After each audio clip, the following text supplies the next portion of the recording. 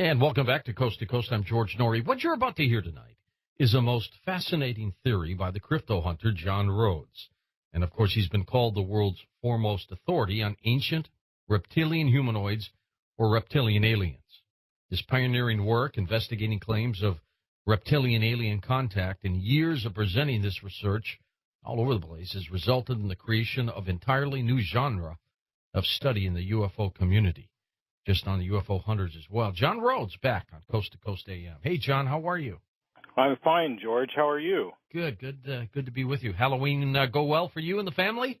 It did. It was nice to see all those kitty-coos out there in their goblin outfits, mixing it up with the real ones. Kind of hard to tell the difference sometimes, isn't it? I put a little plastic pumpkin out there on the porch because I had a Halloween party to go to, and I didn't want to leave the little ones with nothing. And I filled it to the brim, John, with all kinds of little pieces of candy. And, excellent. I'm not Mr. Sugar Guy, but I figure once a year it's Halloween. What the heck? Absolutely. I came back from the party, and the pumpkin was gone. Somebody must have thought it was edible. They took the whole thing, and I'm saying to myself, God, you know what? I'm a little ticked that the kid did it, or a group of kids took it, but I hope they did it at the end and not at the beginning. Because if they took it at the beginning, then, the entire neighborhood got nothing from me. Well, I'm thinking that they probably took it at the end. Well, that's positive thinking, at least. Yeah. At least. So what have you been doing since our last chat? Well, I've been kind of busy. The last time we spoke, it was just getting off the UFO hunters talking about underground bases. Mm-hmm. And it turns out that apparently that's the second most watched UFO hunter there has been yet.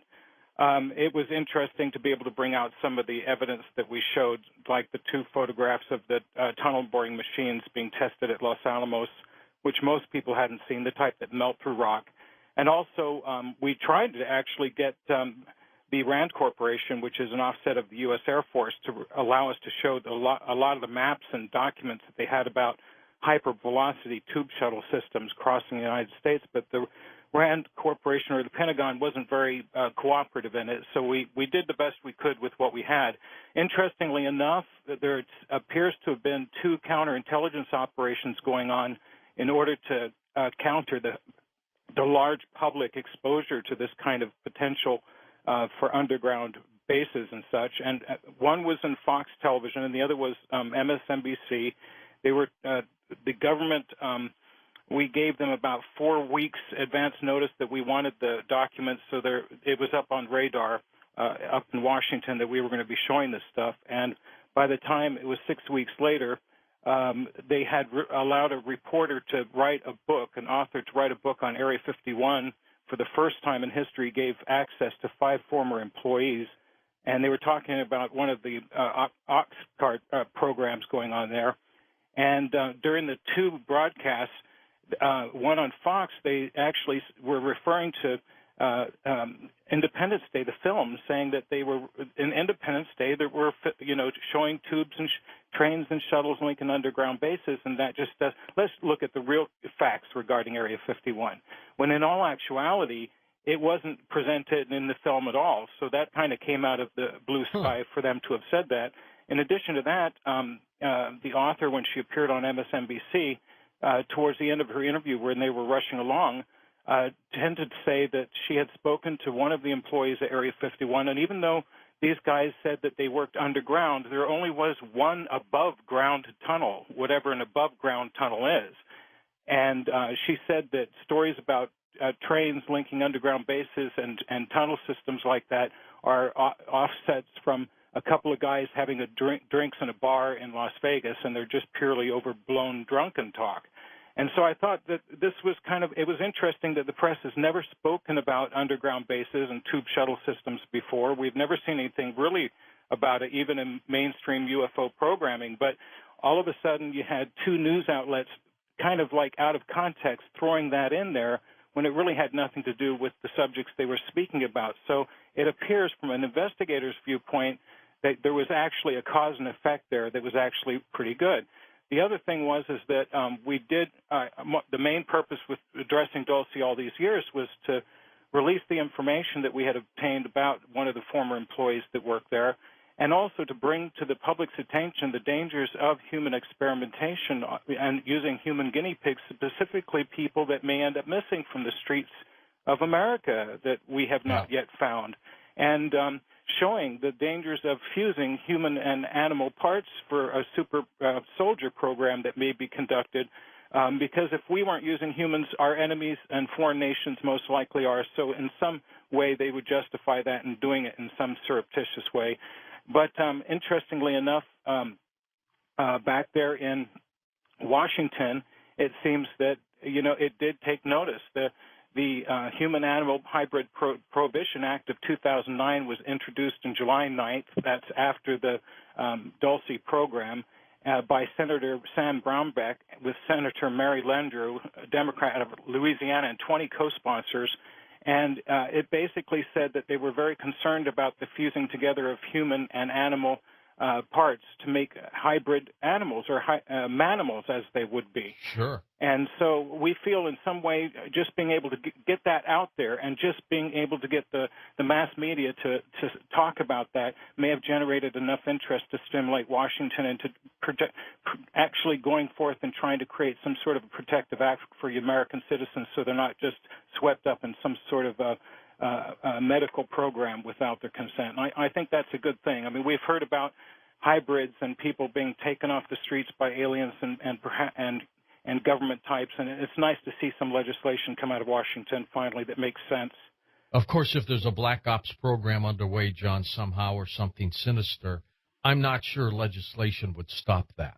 No, I'm in absolute agreement with you. I think, though, however, it's a matter of, just being able to say that at least a step has been taken, even though it may be one that may not be so effective. At least somebody's taking some notice of it. Hey, you were recently on talking about the Men in Black, and we're not talking about Will Smith and Tommy Lee Jones. We're talking about serious Men in Black, aren't we? Mm-hmm. What are they up to? Well, there are different types of Men in Black. The first ones that are out there are the Department of Defense agents, and basically their sole job is to limit public knowledge. And I guess if you meet them, you must know something too much. They, no matter from where they're coming from, they do share one goal, and that's to enforce cooperation through intimidation with the targets that they encounter. And do they scare people? What was that? Do they scare people? Oh, absolutely. We're talking about individuals that come up to you that sometimes are so obviously government you don't even ask for an ID because they have such confidence, and you know that they're packing weapons and they're smartly dressed. And other times they're not exactly humans, so that they do kind of, mystify people. One of the things that most people don't know, and right out of the CIA's own website, they make a comment out of here in January 24th, 1946, Truman appointed Rear Admiral Sidney Sowers to the first director of the Central Intelligence, to the Central Intelligence Group. And also his chief of staff was there. In his chief of staff's diary, he wrote down something mysterious. He said, at lunch today in the White House, with only members of the staff present, Rear Admiral Sidney Sowers and I were presented by Truman with black cloaks, black hats, and wooden daggers. And the President read an amusing directive to us outlining some of our duties in the Central Intelligence Group, the Cloak and Dagger Group of snoopers. Now, this is right out of the CIA's own website. So when we talk about Men in Black, even they, for many, many years before this became a popularized subject, had recognized that they're into this kind of a ritual dress, that the guys that work for the Department of Defense, these guys all wear the same outfits. If you go to work somewhere, they wear the same color ties. You don't deviate from the color tie that they wear. Otherwise, you're an outsider.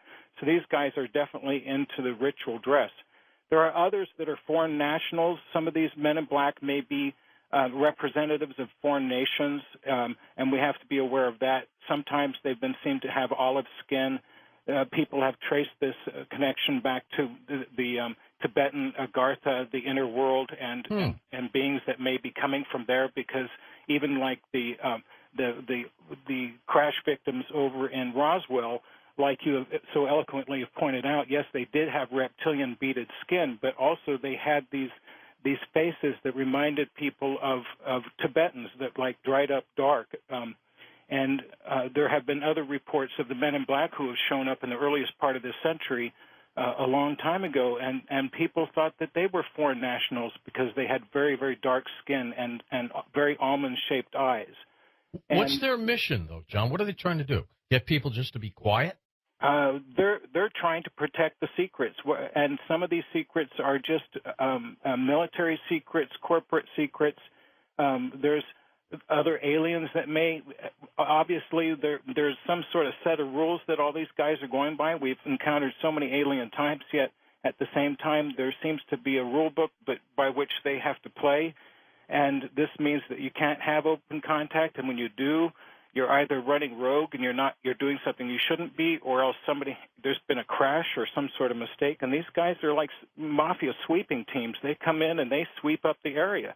And they shake you down, don't they? Absolutely, they shake you down. And the scary part is, on some of these incidences we've heard throughout the years, these guys come out and there's a phone call waiting for a UFO eyewitness when they get back to their house after stepping outside and seeing the craft.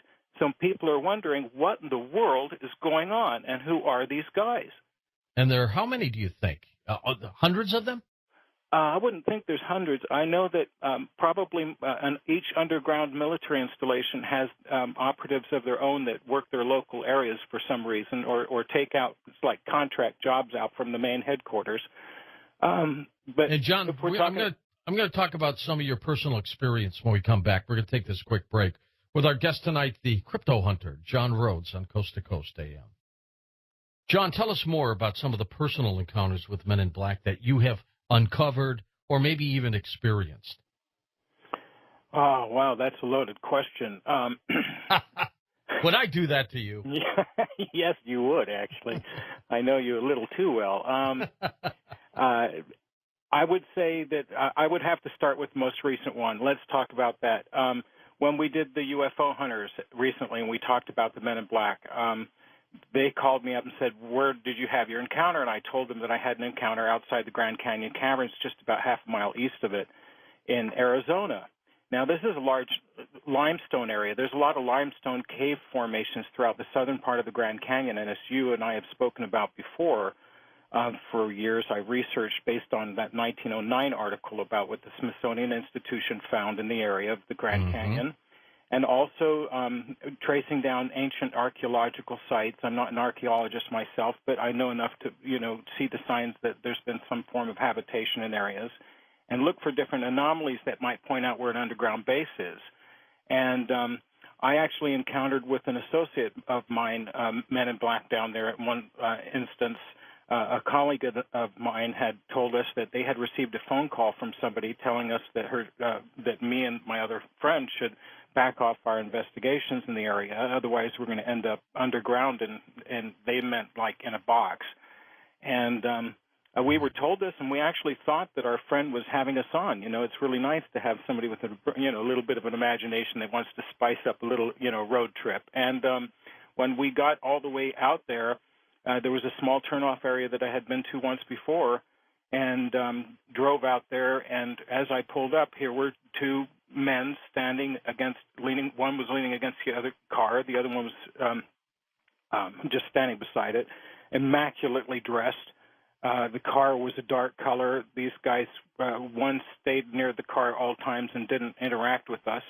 I started to get out, and my friend said that he wasn't going to get out because at that point he knew what was going on, and he felt I was to blame. Anyway, I talked him into coming on the road trip with me, and I actually had a talk with this gentleman where he knew me by my name.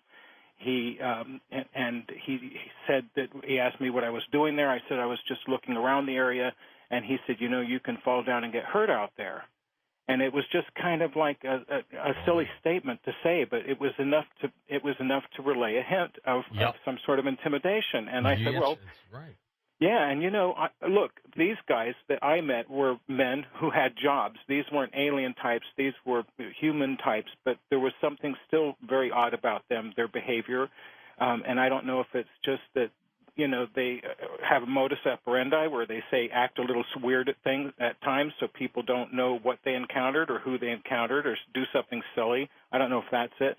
But when I left there, I had been well aware that they had made contact, although I proceeded on my way. When they left, I just didn't even turn around. I mean, it was like I knew that I had the encounter, and these guys were telling me not to look around there, which actually means there's something going on there.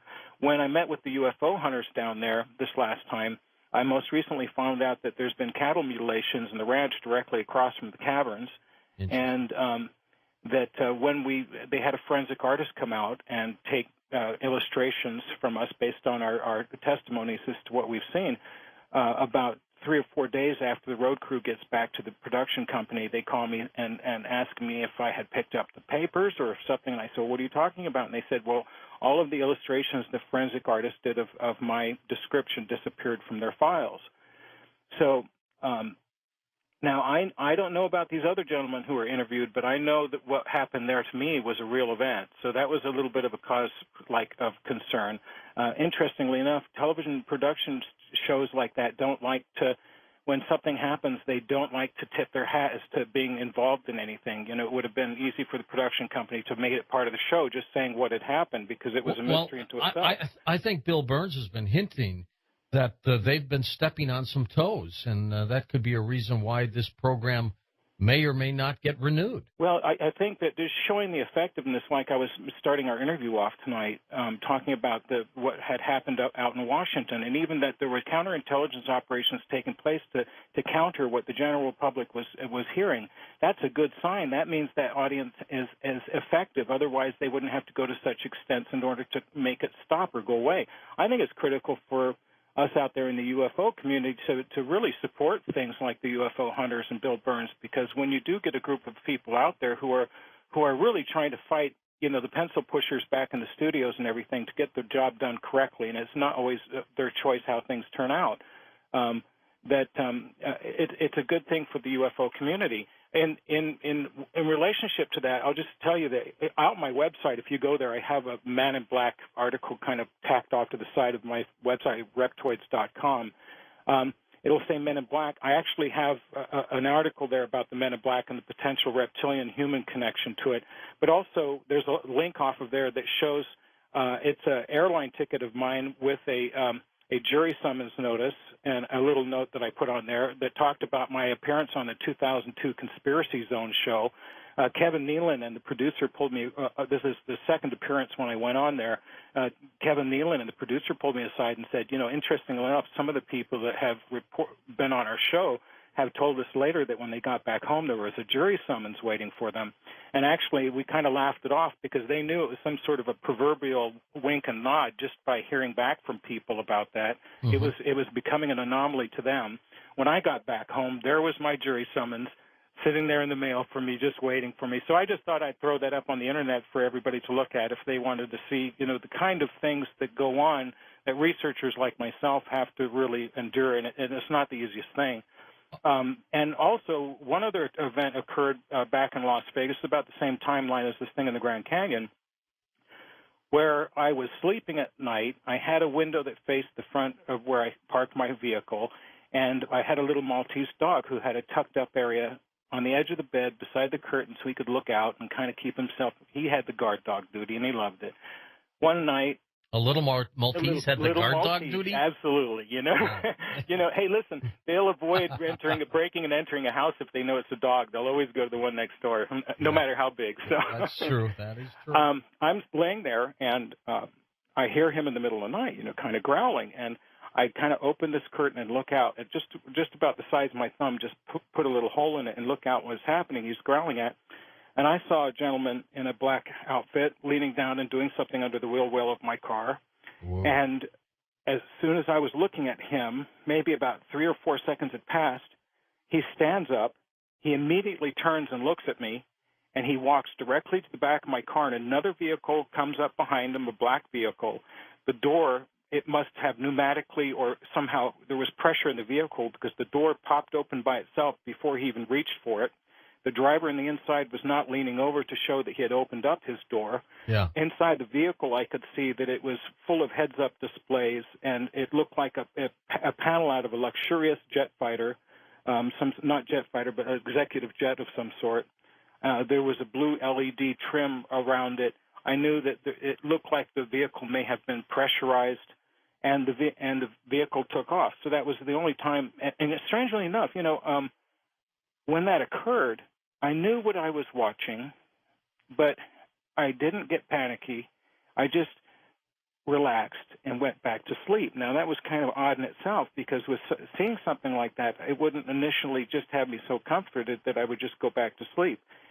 It wasn't until afterwards I started thinking about it. Now, how does this man with his back to me know that I'm peeking through this curtain inside my house unless there was a camera in the house? And it was there for some time. Right. And the cloaking technology they've talked about, and they're starting to reveal as far as their abilities with craft and in the future what we can do with camouflage. Well, if we're talking about technologies that are 50 years in advance from some of these underground black ops installations and such, or even traded with alien species, there could be monitoring devices hanging up in the corner of rooms that are passively powered and are transmitting signals all the time, and we have no idea they're even there. John, do you think these men in black are primarily out to protect stories of UFO encounters and to get to UFO eyewitnesses? Is that their main thrust? Well, there's been a lot of cases of men in black contact, but it seems that the most believable ones and the ones that have seemingly cost lives are the ones that are associated with individuals talking about the inner world here on Earth, the caves and caverns, and what the potential is, what's underground here. Are you concerned at all about your own safety? Are you tentative at all about anything? I am. I guess it's just a matter of, it gets down to pick your own battles. And there are some things that I hold on to evidence to that I know the public would just love to hear, but I don't dare say anything, because I get worried that if I do, if it's not directly related to my cryptozoological pursuit of reptilian humanoids and how they're associated with advanced underground civilizations, then I really have to choose my battles, and I just kind of tucked them away. I have people that have read reports I've written who think I'm a blithering idiot for not letting people read them because they're so damning. But at the same time, there's other work to be done, and this thing about reptilian humanoids and trying to get this promoted into a subject of serious debate so we can get some scientific investigations of what's going on and get some pressure in Washington, that's my main battle. I've known you for years, John, for years. But tonight you seem as if you've been threatened, and you're not telling me that you have. But you seem like that something has happened. And if I'm treading too closely to something, stop me now. Well, a lot of the times I prepare for interviews, I purposely do not write or transmit or even make notes about what I am going to say, because I'm afraid that if they're one step ahead of us, the best way to ever do anything is to be as unpredictable as possible. So that is the way I've managed to stay alive, I guess, because, some of the things I brought out to the public's attention have been pretty damning. And I say that only in as much as I'm trying to shake the pillars of institutions, science, and politics so that we can break some of this advanced technology out so we can use it to prepare for the events that we have before us. Are you expecting a little tap on the door after this program? I've always been expecting a tap on the door. And, interestingly enough, that's just not how it occurs. Usually when people are having an encounter, it's when they least expect it. Sometimes I've heard reports of people having encounters, for example, somebody having an encounter in the middle of the night to where they only remember fragments of a contact or a conversation. There was one case in which somebody reported back to me that they knew something happened because the next morning is the only time in their life they've ever woken up saying anything, and they said something, repeating it over and over and over again. They woke up saying, "The men in black came, the men in black came, the men in black came," and they woke up saying that over and over again. And it wasn't until later on, through some regressive hypnosis, they found out that this person actually had some sort of an encounter, and it was one in which the threat was so severe that it extended to their immediate family, the next rooms, in the here and now. And these guys, you'd like to think that it's a threat that you can negotiate out of, but that's not often the case. I know one individual that was taken to an underground room in which it was wall-to-wall concrete. On the center of it were iron rungs actually cemented into the concrete, leather restraints and handcuffs. They brought somebody in and handcuffed them, and the person was screaming. They brought them in and handcuffed them to the floor and to the restraints and proceeded to give them an injection. And the next thing was asked to the person, do you want to leave? And of course, the answer was, well, of course, yes, I want to go. Yeah, fast. But that was enough of a threat, and they just said there and then, you will never speak publicly again. Period.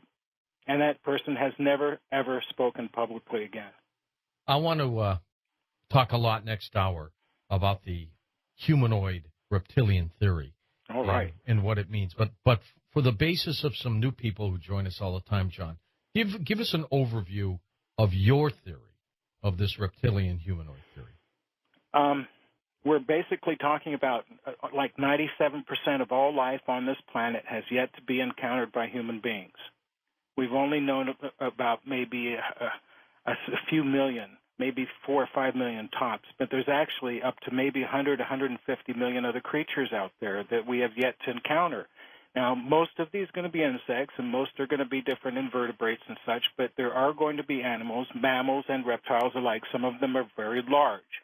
And as we're finding out more and more, the intelligence that animals have, it's just a matter of our observing them to find out how intelligent they are. Well, there is an interest that, or an interest developed years ago on my part, in which I heard reports of people meeting reptilian humanoid beings, and there were very few and far in between. And I started researching these reports, and when I started seeing there was a coincidence of research based on the physical descriptions people were giving me and what Dale Russell, a paleontologist, had said when he did a project for NASA to develop a report based on the potential intelligence of life in the universe. He pointed to the dinosaurs and used a dinosaur called the Troodon as evidence of where the dinosaurs were headed. And he projected forward what would have happened to the dinosaur, or what may have happened to the dinosaur if it was allowed to survive. And eventually the projected image was an upright, walking, talking human reptilian humanoid, which is identical to that which ancient history had reported. And it could be possible that some of the beings that we're meeting here are actually evolved here on this planet. Some may have evolved to reach a high degree of technology and then left to explore space and left others behind. And those who left to explore are suspected one day of coming back. And that one day is suspected, again, of quickly approaching, being December 22nd, 2012, just to coincide with the Mayan calendar and also the whole return of Quetzalcoatl, or the feathered serpent. And this is how it might all connect into the very active UFO areas down in Mexico. And the terrestrial point of view is just one that is just not spoken of very much. I think that when Eisenhower said that there is no extraterrestrial threat, they may have been actually speaking the truth at that time. They may have met reptilian humanoids or grays that claimed that Earth was also their own home planet. And at that time, the idea of extraterrestrial threat could have been, something that was non-existent. So, a good Philadelphia lawyer would say, if they're not asking the right questions, we have this loophole. And the loophole that I'm challenging everybody out there, every listener to use, is that stop using the terms extraterrestrial or alien all the time, and let's get a little bit more defined. There's extraterrestrial, but there's also a large group of interterrestrial or terrestrial creatures that developed intelligence here on our planet. They may appear alien, but they're native Terrans. So as soon as we start, asking for under Freedoms of Information Act requests and such like that, by defining our language to non-human intelligent beings that may or may not be native to Earth, I think that helps us in our pursuit of the truth. You've heard some people say that they think that some members of the ruling elitist class seem to have reptilian eyes when they get angry, or they just seem to have a shifting of their eyes. Might this be what we're talking about as well? Well, yes, I think that there may be individuals and beings out there that have attained human form, but I don't necessarily believe, like some of the paranoid wave that rushed through ufology in its own fringe way of kind of like declaring that every one of our leaders on this planet are aliens. Or because, that's just like projecting all the ills of our own thinking and the way we treat each other onto a species that's not here to defend themselves. How mature is that? And we've done terrible things to each other. This thing about the eyes is that, two things. I think that the eyes are the windows to the soul. And we know that the seat of the human soul is the seat of the psyche, which is the reptilian complex that's sitting back on the top of your brainstem. And from there, we sense what God is, we sense what space is and time, and I think that's what people are also seeing in these encounters with other people. John, and I've got to ask you when we come back, by people, when they have described the devil, to me, they're describing something that looks reptilian. Let's talk about that, too, when we come back. John, we were talking about the eyes of these reptilians and what they might mean behind the eyes of human beings. What do you think? The eyes of reptilians behind the eyes of human beings, I think that I've heard reports where people have had encounters where one became angry or threatened by another person, where they said that they could see their eyes change and shift into like a vertical slit pupil. Now, I know that there is something called eidetic memory, and eidetic memory is a form of a visual overlay, no difference than like birds when they see geomagnetic lines on the Earth. The Earth, now they've proven that they actually have a visual overlay where they can see geomagnetic lines, and this is how some of them are navigating. And I think the same thing exists over the eyes of a child and over our eyes. And it's not a physical layer or anything like that over your eye. It's a way that your imagination interfaces with your visual system, and that when you actually have an encounter and you feel struck to the heart, and you can see that a person is demonstrating an aspect of themselves, which I call the Draco within everybody, then there's this kind of a visual overlay that makes you see that they are being the dragon that they are being. And it's a very subjective thing that happens to very sensitive people.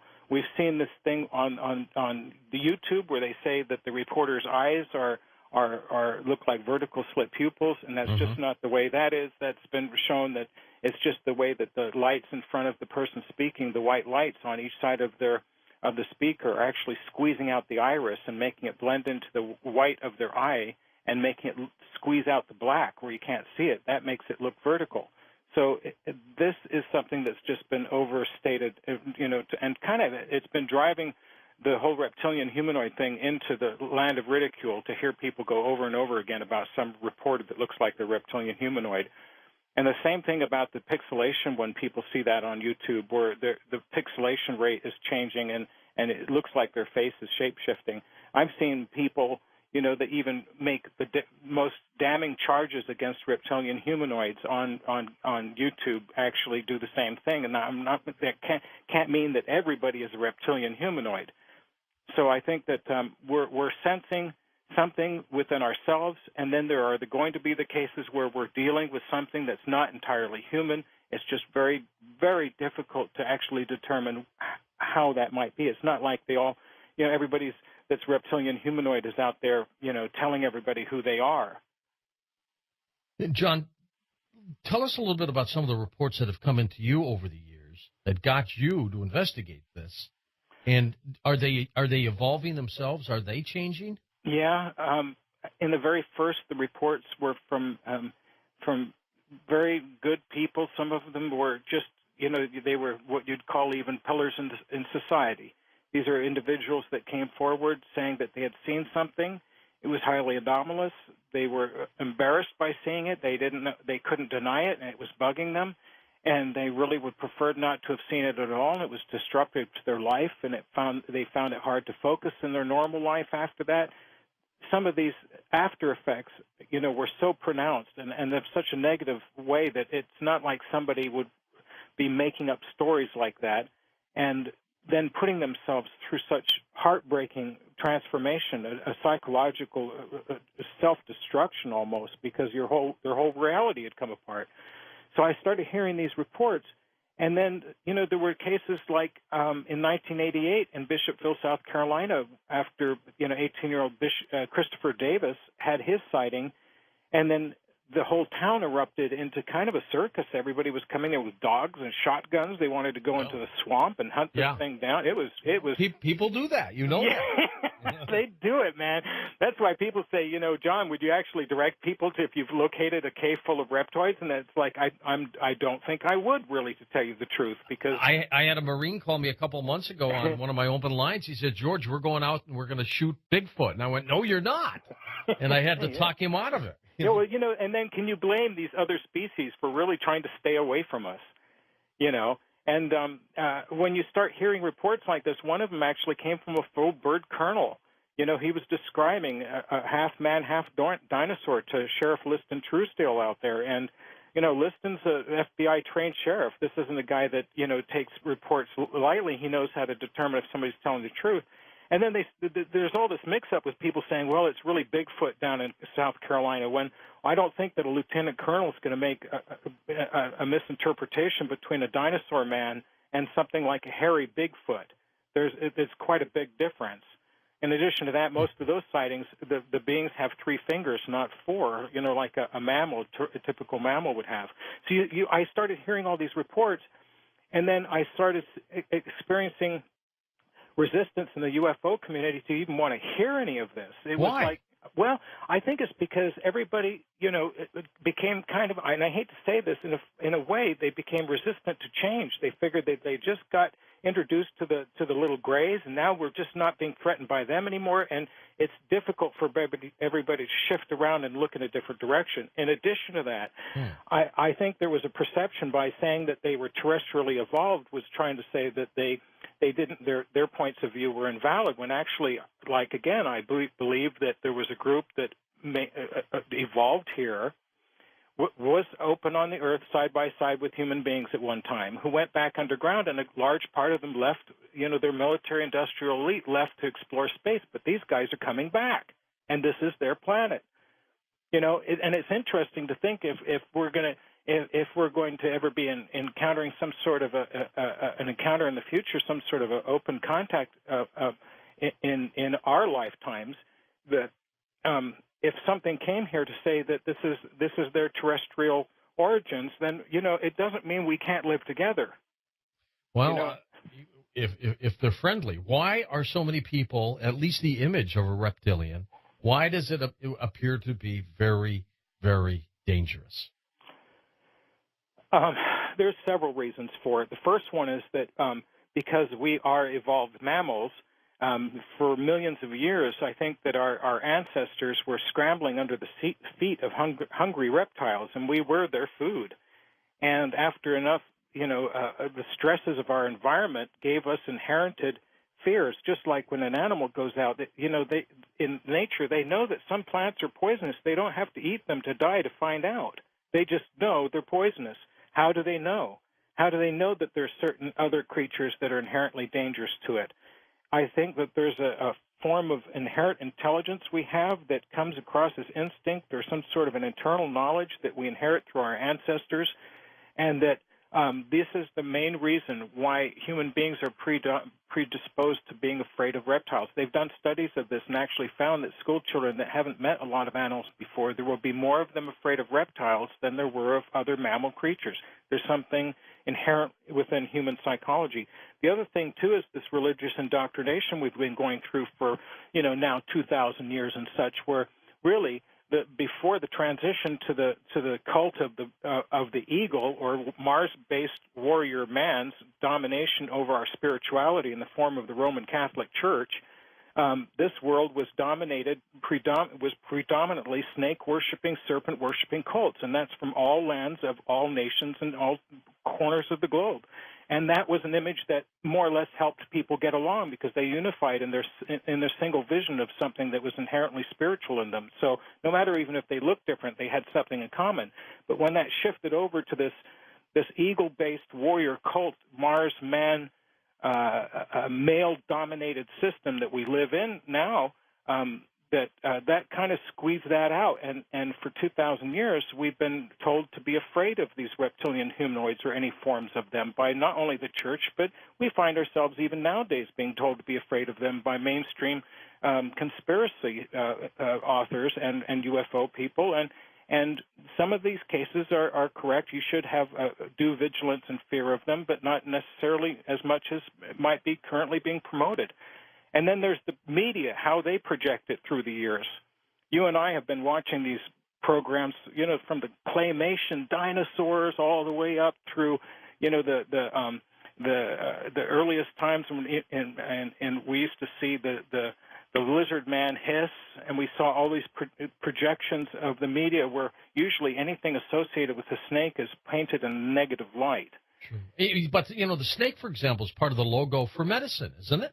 Absolutely it is. So what we're actually looking at there is some sort of a vestigial symbolism from ancient times in which really the snake was a very benevolent, transformational character, and it is also within human thinking. But as long as we've been conditioned to be afraid of it, there's really an aspect of our deepest psychology that's connected with the reptilian brain that really we're throwing out of balance. We're acting as if it's not a part of ourselves, and that it's foreign, it's something to be afraid of, and that it's stronger than us, and that's just not the case. It's a part of us. That's one of the things I've always wondered is that there's something magical about being human, in as much as we have these emotions, but these emotions can drive a powerhouse in our heart that can help us manifest things that other maybe aliens can't do. I've always wondered if not only angels but aliens themselves, even the reptilians, are worried about the full humans reaching their full potential, because they may need devices like, transporters or whatever, like Star Trek, machines to make things. But I think human beings, at some point in time, we will be able to manifest things out of thin air. And we've done it before. And I believe that these other more ancient beings than us, that we are really a piece of all of them. If we think that we were created by some parts of them, then we are the best aspects of them. And we might be one day able to do magical things. And that would threaten them. Do you remember the movie Enemy Mine with Dennis Quaid and Louis Gossett Jr.? Now, that was one of the few movies that ever depicted a reptilian in a good light. Remember that? Absolutely, it did. And actually, the main message of the film is that we are more alike than we are different. Remember, our leadership and people that keep secrets from us, that manipulate us, they really benefit by us being in fear and having enemies. And when you have the primary forces on this earth actually generating money from making and manufacturing weapons of war, then really peace and the lack of fear doesn't benefit them. It benefits us. So when somebody tries to push us into a fearful state, we have to really wonder who it's benefiting and also who's really at threat. I mean, really, is it the average man that's at threat, or if something's going to be coming back here that's offering a new chance for us, is it a threat to the existing structure of authority here? And is that authority convincing us to defend it when really it's time for new management? It's just a very difficult political situation that I believe that we're going to encounter in the future. It's not going to be easy. Now, John, are you saying the reptilians were always here, or they came here and stayed? I believe personally that there's a high potential for the dinosaurs from the 65 million years ago, some of them to have actually retreated underground and have inhabited the underworld. There's a lot of fresh water down there. There's actually a lot of fresh air that runs through cavern systems and such. Absolutely. And that some of these dinosaurs, specifically down in Antarctica, that were preconditioned to be living in a dark environment for long periods of time, when this devastation occurred, they were pre-adapted to cold environments, and the cold that may have otherwise forced a lot of, lineages of dinosaurs to die off, these would have been the last ones perhaps to live. And I think that some of the exotic plants and stuff that they were eating, they may have gone back into caves and cavern systems and eventually started eating some of the plant growth that came out of their own fecal matter. And some of that stuff may have actually been of the mushroom form.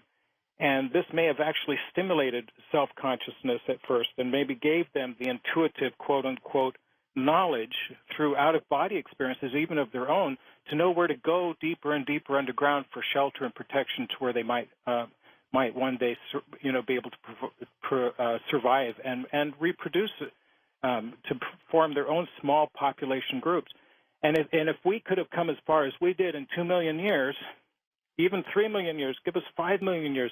We're talking about 65 million years ago. These things evolved into birds, and some of these birds that can even talk. They can sing. They can dance to the beat of music. I mean, these are evolved dinosaurs.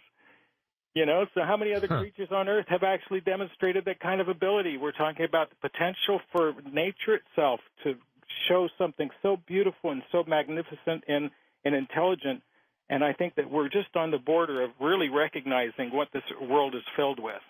And I'm gonna save the devil for you when we come back. We're going to talk about that. But I want to get your reaction to ABC's show V and what you think that tie-in could be with reptilian humanoids. Well, that's an interesting question. I just got up actually this last weekend. I came back from getting a private screening at the home of Jace Hall. He's the executive producer of V, and got a private screening of the premiere of it. And I was joined also by Logan Huffman. He's the young gentleman, the actor that plays Kyle in the series. And Jace, he's more or less the imaginative engine that's running the project. He and Scott Peters have put it together, and they're putting it out. He has also the Jace Hall show and doing things on the internet, and you can Google him or whatever. Yeah. But he invited me over, and we watched the premiere. And there's a couple things he wanted to say. First and foremost was that he told me that to let you guys know that he was well aware of my research before formulating the ideas for the show for V. Good. And that he's been sensitive to the issues that have been brought up in the UFO community in regards to how they're actually presenting this on ABC. So this isn't just some kid out of college who hasn't had his fingers on the pulse of the American public when it comes to the subject matter. And having a gaming background, he's really bringing a new vision of what it is to have the experience and the entertainment of something that would otherwise be fearful to people. And I get the feeling that the show in itself has a lot of potential, and it's really riveting people when you watch it. It's going to be tomorrow night. It's really critical that this show starts making it. Some people would charge that it's some sort of a New World Order thing or anything like that. And it's what is just a revivement of some series that we saw back in the 1980s. And, I think that it has the potential of helping desensitize us to the reptilian humanoid character, and also to wake humanity up to the importance of it. No matter what comes from outer space, when something arrives to say that it's a savior, whether it's a gray, whether it's a reptoid, whether it's a Mars-based man giant or something like that, that we have to be careful not to fall into sudden worship or to feel that the saviors have arrived, because regardless of what we look like, many of us share similar characteristics, and deceit is one of them. Absolutely. So, and the premise of this show, of course, is the extraterrestrial race comes to Earth with good intentions, seemingly, only to slowly reveal their true machinations, and then they try to ingrain themselves into society. So they trick us, though, don't they? Right. Well, it's a trick, but also what it is it really is a deeper exploration of human consciousness and how we can experience leadership and be lured by it. And there's a lot of social statements that are made in the programming as well. So they're bringing a lot of fresh things out. And, it is a matter of a deceptive means. But, even God in the Bible uses deceptive means to get the jobs done sometimes. And so it's not entirely wrong. Sometimes you coming out, by revealing your true intentions at first may not be the thing to do. This program really is an exploration of all the things that we've been talking about for 20 years on Coast to Coast. You know, Jace is a fan of yours. Yes, Logan's a fan of yours. I know. These guys are fans. Tommy's working with getting him on the show as guests. Absolutely. Logan's excited about it. He wants to be able to come out. These are the guys that are playing the parts and writing down, and they're truly doing their best to try and absorb all our concerns and play it out in a format which will be entertaining, but at the same time thought-provoking. And let's talk about that when we come back, John. Thought-provoking. Do they know something that most people don't? Are we trying to be desensitized? And then again, why does this thing look like the devil? We'll be back in a moment with John Rhodes, the Crypto Hunter, on Coast to Coast AM. And welcome back to Coast. We've got John Rhodes with us, the Crypto Hunter. I like that title, by the way, John. It fits you. Thank you very much. Appreciate it. Okay, now the devil. The devil looks like a reptilian. He does, George.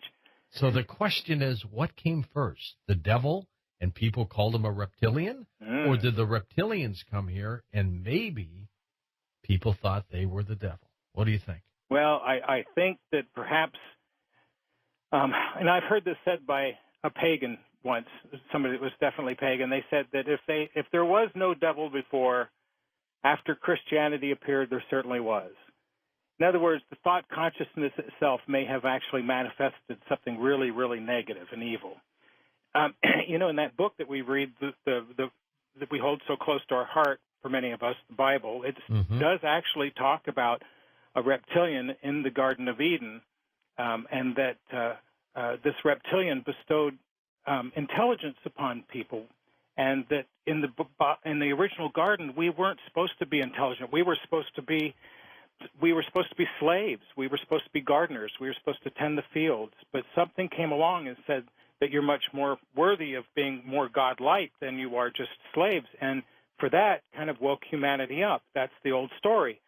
And for that reptilian, or that I would call it perhaps a Draco, because the oldest texts of the Jewish texts actually speak of it having wings and having the 2 legs of a man and the 2 arms of a man and being as tall as a camel. This kind of fits right along what we would classically call a devil looking like being, horns, wings, reptilian skin, and you know, the whole horn issue is another thing too, because even in the ancient drawings of Moses coming down the mountain after he saw God, they draw him depicted with horns. The earliest angels were depicted with horns. So we're actually talking about this being, which was in the garden, of being able to help humans out, and for that was cast underground. And since that time, it's always been projected as an image of something that was negative and evil, when actually it was trying to make us something more than what we were designed to be. There's a lot of people that believe that, that these things, these devils, as you might call them, they have enemies. And this is where we might be coming up to some sort of an event in the future of some sort of conflict. But definitely you're talking about something coming from underground, because the reptilian humanoid image is synonymous with the underworld. And that when you start looking at the area which we has long associated with death and mystery, and talking about something coming from the other side. And hell, absolutely, not a good place. That this invokes a lot of fear in everybody, so they usually are associated these beings with fear. Remember, in the Bible, there was God turns around after Adam and Eve were woken up, and he turns around to the serpent and Eve, and he says that he's going to create an enmity between the serpent and Eve and both their offsprings. In other words, somebody came along and said, "I'm going to make sure that you guys think of each other as enemies, so you don't get along anymore. I don't want to have this kind of interaction." And we were separated as species groups. But then the hierarchy from both groups have really surreptitiously undermined their civilizations on all sides. I think that even the reptoids underground probably have a hierarchy that they don't agree with, and these guys might be elitist military types just like we have ours. Is it possible, John, that fallen angels were reptilians? Well, yeah, I think that there's a potential that what we call the sons of serpents descended upon earth and instructed humankind, that the reptilian image is actually something that has has been very, very ancient. And even though human beings on the surface of the earth may have undergone several civilizations before, that these guys drop in on occasion to watch what's going on and to participate in the show, because we're living in a big show. I mean, most of everything we perceive as real is nothing but other than what the press is telling us and what people are conformed to believe. You've been making history for the last 10, 20 years, sitting here announcing every night that the world is not as it seems. And you know what? You must be saying something right, because there's a lot of people out there that agree. Yeah. So we all acknowledge that the world isn't as it seems, but some people just don't want to be woken up. If I hear you right, John, you sound like the reptilians are probably getting the bad end of the stick here, the short end.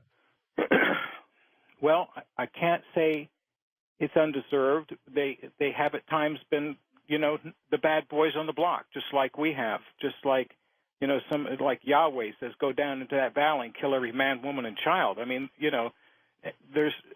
everybody has this potential to have really bad things and bad qualities. And I think that because of religious indoctrination, and hopefully I'm wrong, because of the potential of something reptilian humanoid coming back here on Earth and using that as an excuse, as a threat, to try and unify all the forces on Earth into one global movement, and to point an accusing finger at some craft that may have been remotely piloted and had part of an attack or something, and pull out a reptilian humanoid. After television shows and after 2,000 years of indoctrination, it would be really easy for us to be tricked into believing that something that's coming here to help us is actually something that's coming here to remove the power elite and try and give the earth a breath of fresh air. And we've got to be vigilant of that. In other words, we can't. I think we've been through enough history, including Pearl Harbor, to recognize afterwards that sometimes we're manipulated into positions in which later on we find out that it may not have been the right move. I think everybody in their heart knows what's going on. And if you see something in front of you that's happening to where you see innocents or the helpless being defensively killed or hurt, step in and put your life on the line. But that goes for something that may not even be human that's defensive and helpless. Step in and protect that, just as you would hope they would step in and protect you. Now, let's go back, though, to the beginning of the show where we talked about Men in Black working to protect and maintain secrecy of reptilian humanoids. Mm-hmm. Why the partnership, if there is a partnership? Well, we have to wonder why why haven't all these other alien groups come down and made contact with us? We've had the tall Nordic blondes, we've had the insectoids, we've had the praying mantis type, we've had the long-nosed grays, we have all kinds of beings that we know that are interacting with us, but there must be some sort of controlling force. Look, I had a friend a number of years ago that developed a solar tracker that was accurate to a certain degree of the sun, which is much more than anybody else had developed. They had problems getting it patented, and finally they actually received notes saying that they had to sign an affidavit saying that they didn't work for any military intelligence groups or anything like that, and that this wasn't proprietary information, that they were just trying to privatize. And then they ended up receiving something that quoted some law saying that if they find that there's a technology that's available that's trying to be patented that could be damaging to the U.S. economy, put millions of people out of work overnight or something like that, that they have a right out of national security to sequester that technology and pay you for it over a prolonged period of time, but like 20, 30 years to where you're not allowed to talk about it, and that's all part of the agreement. Huh. And so you can understand if you suddenly came up with something that would put millions of people out of work, is it really the right thing to do? And they have to have these checks and balances, figuring out, what's worth bringing out. And there are roundtable groups that do back engineer technologies. I have personal friends, and they're, that they've got other family members that have talked about, being involved in, projects that have gone underground and actually been. Somebody I knew that saw back in the 1960s HD 3D television in a box in an underground base in the 1960s. So if that's the case, then can you see how all this progression is being doled out to us at very, very calculated lengths of time to where they can give us the least amount of technological advancement and then suck us dry of everything we have? Well, we know one of the reasons we don't have so-called free energy or zero-point energy is because of the money and possibly what you just said, the effect on people's jobs. You know, it's how many millions of people must work in all kinds of utilities? Right. You have to take all that into consideration. It's just as much as when they came up with these tube shuttle systems in the 1970s that were connecting all these underground bases. You know, look, it would be really smart for us to take all of our infrastructure, even if we put up tube shuttle routes not to take passengers, but just to take cargo back and forth to the United States. It would cut down on pollution. It would make do so many things that would be good for us, including increasing national security and ensuring that we have a transportation system that can sustain a meteorite impact if we had one dead center of the U.S. or something. But the fact is that this kind of technology is being withheld from us, and it's being used by the elitists on the reptilian side as well as the human side to just empower that 3% that own everything. And that just doesn't seem right. They say that about America and the rest of the world. They go, well, you Americans, look, you eat up all our resources and this, that, and the other, but you only represent like 15% of, or whatever, 7% of global population. I don't know the figure. I'm just making this up as I'm saying it. But as a point, we're a smaller percentage that eats what and takes advantage of the resources of most of the world. But even in our own society, we have a top 3% that takes most of what we earn. But it's time that shifts around a little bit. Look, if we can take over GM and not admit that we're going socialist in a way in this country, then maybe some things need to be socialized and other things need to be left alone to be privatized. There's no reason why the two structures can't seem to coincide together. It's the old thinking of our fathers, these guys that almost wrecked the world before us, that kept thinking in such contrasting means to where that's not possible. You know, true socialism doesn't work in Russia, but as we can see, this isn't working over here. Is there going to come a time where there will be direct interaction between humans and these humanoids? Well, I believe there has been. I mean, on a mass scale. On a mass scale. Look at Fatima, though. Fatima saw the craft come down, 72,000 people. I mean... John, we all know the sun came down. Yeah, we all know the sun came down. That's right. We all know that somebody threw a Frisbee. You know, a big one. Yeah, a big one. I believe that we are, if at all possible, even if the ETs are here and they're listening to us, even if they were over Mexico City in 1991 trying to point out something to do with the sun, obviously it's all solar generated. If you get these beings looking at timeline cycles and prophecies and symbolism all coming to a merging point in 2011, 2012, out of 200-300 years either way, there doesn't seem to be a more perfectly aligned symbolic alignment that we're going through, that these guys wouldn't in some way initiate that as a part of their own ritual. Some people believe it's after we go through a measured point of devastation that we're going to come out the other side, the survivors are going to come out the other side and have a little help to pull their britches up and to put ourselves together after witnessing perhaps the largest depopulation on the surface of the earth due to environmental and other causes.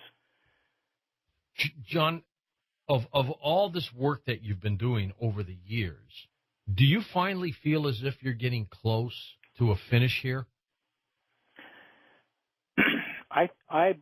I'm feeling like there's the greatest opportunity for some sort of a breakthrough.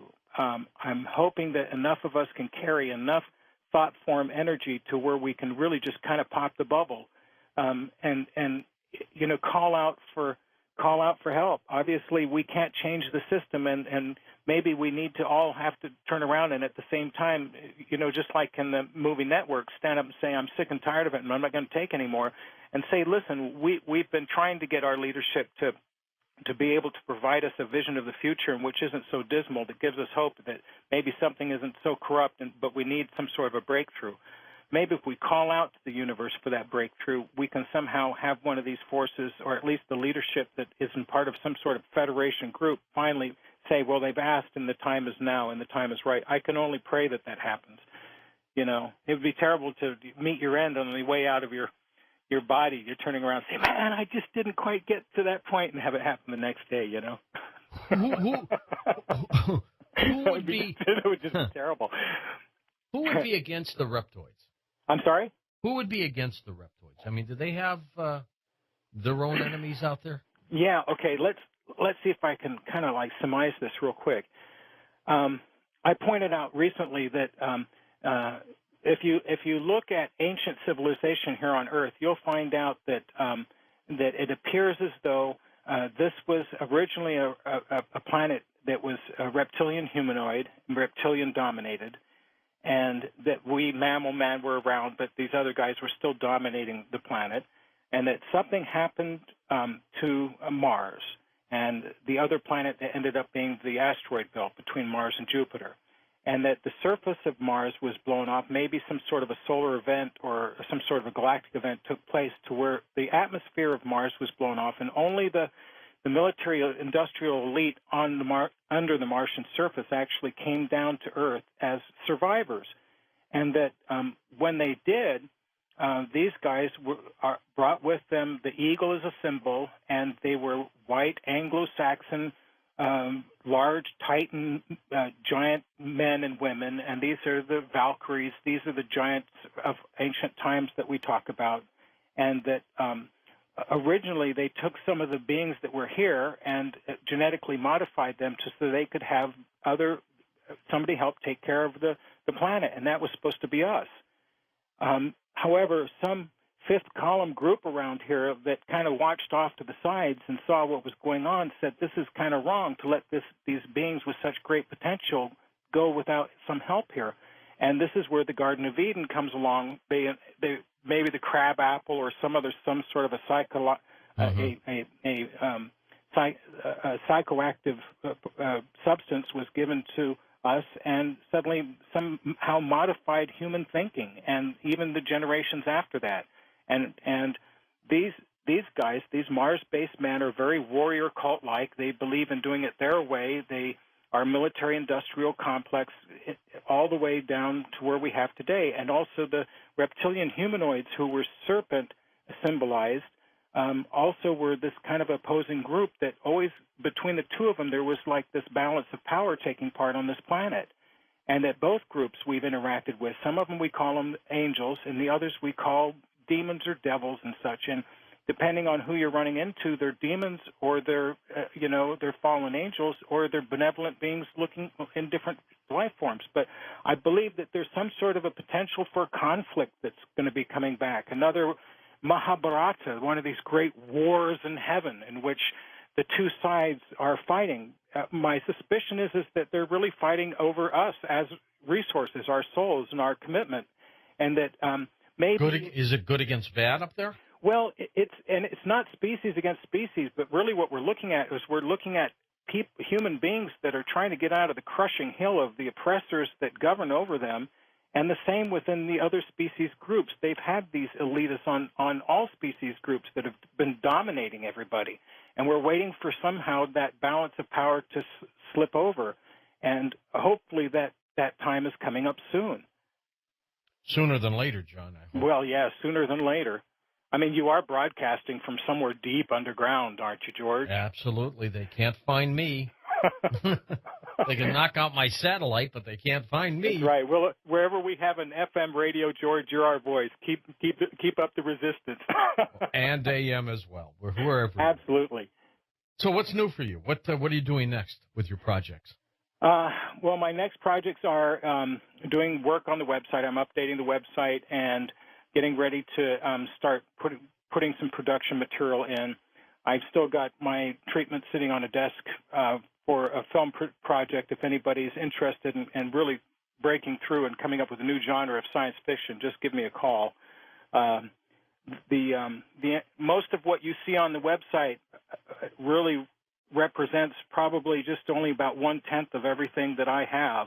I couldn't give everything away because I just didn't have the manpower to do it. But a lot of these, a lot of this data is soon going to be put into a public work in which everybody can review it and kind of get some sort of a common sense perspective going on what's going on with the planet and also the beings that may be interacting with us. Are we in safe hands, do you think, John Rhodes? I would say that the hands that you're safest in are the hands that are in action. We can't rely on governments to do anything. They've proven with, like, Katrina and such, that even if a disaster happens, we're not to rely on them. Yeah, probably our own hands, too. Probably right? our own hands, and I would really say that if I were getting ready, I would follow the leader, and it appears as if the whispering through, the channels that I have open into the intelligence networks say that the government's preparing some old underground bases that they had abandoned at one time, and they're starting to take up refuge in them again. So there's a major push right now to go underground. All right, when we come back, we'll take phone calls with the crypto hunter, John Rhodes. So get ready to let your fingers do the dialing.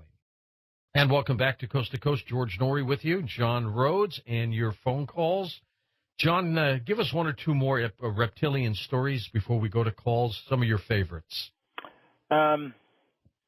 There was a gentleman by the name of Dr. Josh Hone that I had a chance to meet, and he had a very riveting encounter one evening, which he heard something down in his basement. He thought his cat got stuck or something in one of the cardboard boxes, and he walked down into his basement, and as he got to the bottom of the basement, he found the cat, and the cat was behind a box, but the cat was really trying, and it was acting weird, and it was difficult for him to get it. And I know his wife had sent him down to get the darn cat because the cat was making noise. But when he got down there, he sensed that something was actually in the basement with him. And when he turned around, he could see something that it looked like it was some sort of reflection of a light that was across on the other side of the room behind him, and it was suspended in the air. And then it was at that point, this being pulled forward into a small pool of light, and he could see that it was actually a very large, broad-shouldered reptilian humanoid being that had some sort of it wasn't naked, but he had some sort of a chest, almost like not football gear, but something that would be akin to some sort of a breastplate. And he also had a utility belt.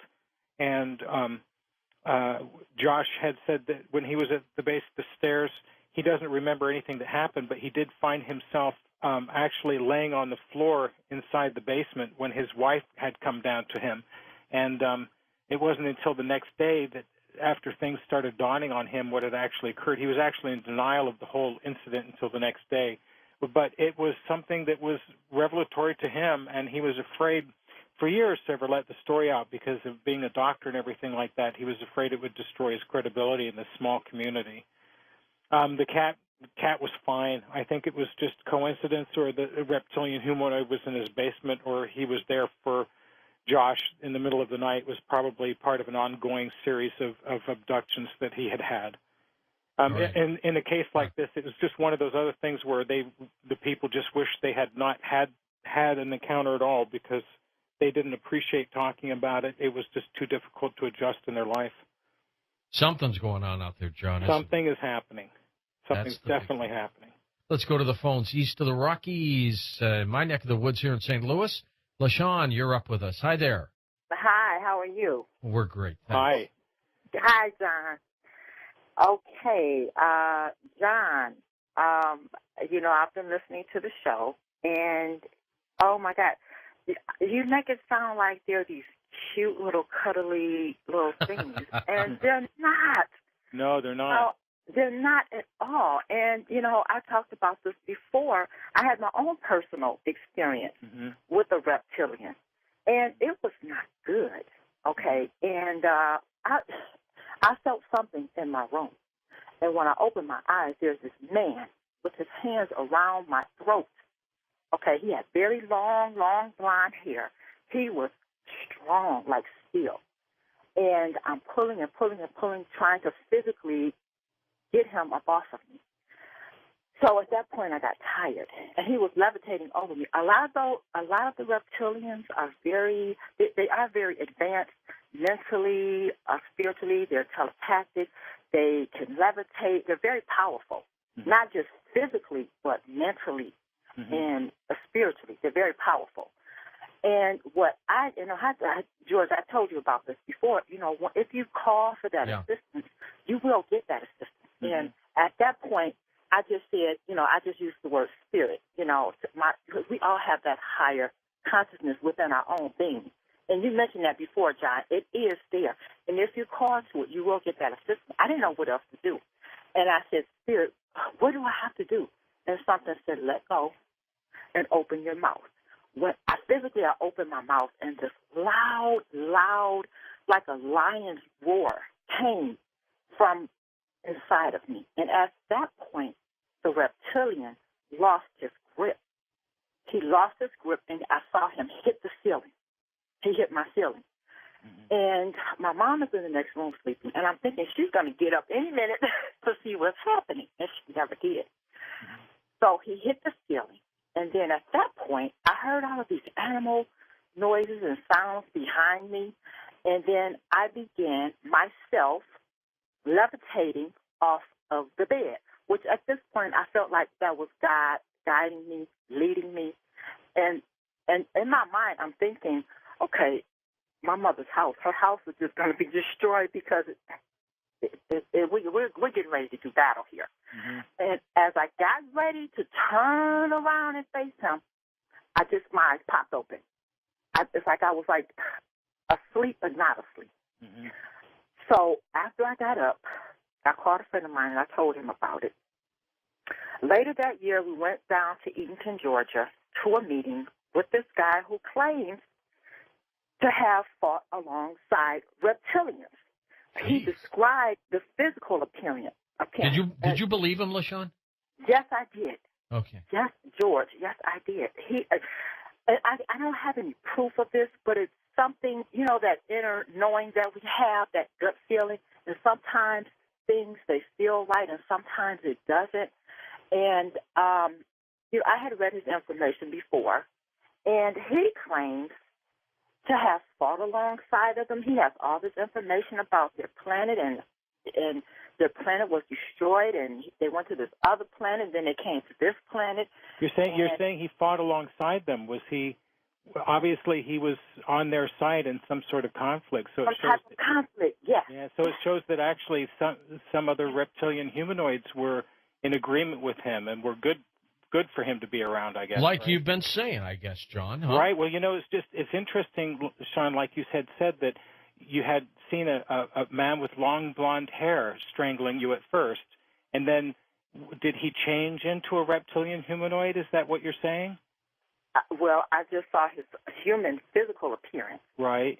At the time, okay. I kind of had a feeling that that's what it was, but when we took this trip to Eatonton, Georgia, the guy started talking about it, and he started talking about their physical, like when they can transform into their physical appearance.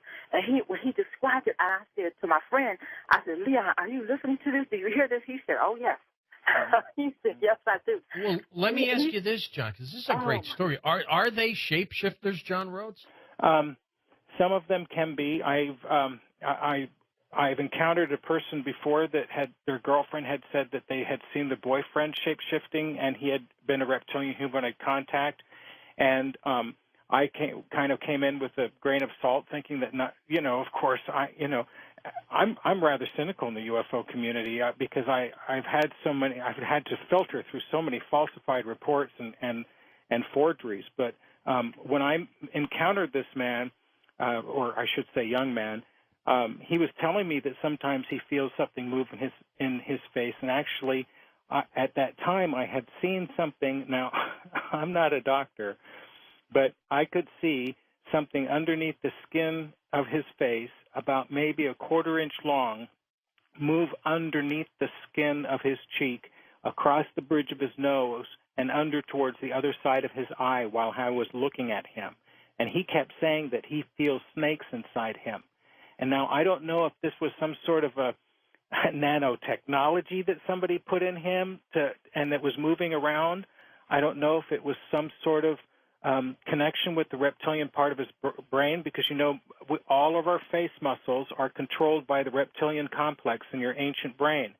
So when you're operating from that area where you're really just on the verge between subconscious thinking and awakened state in your own home environment when you're walking around, I think that sometimes the face muscles will start acting and contracting by themselves without even the knowing movement, the person who's doing it doesn't even know they're doing it, and they're seen actually having this happen to them.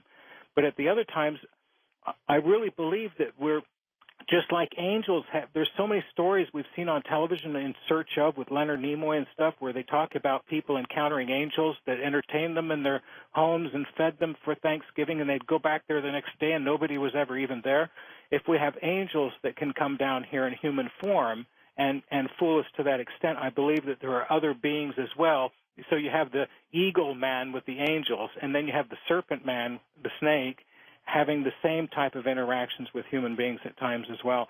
And they're not always good. You know, she says that I try and make them sound, or I'm making them sound cute and cuddly, but, you know, that on the contrary, I was the first one ever to make any kind of statements as to how terrible it is that the reptilian humanoids have been to humans throughout the years, certain ones of them, and how they can be the tricksters and they can be devilish. They can be everything that you don't ever want to encounter.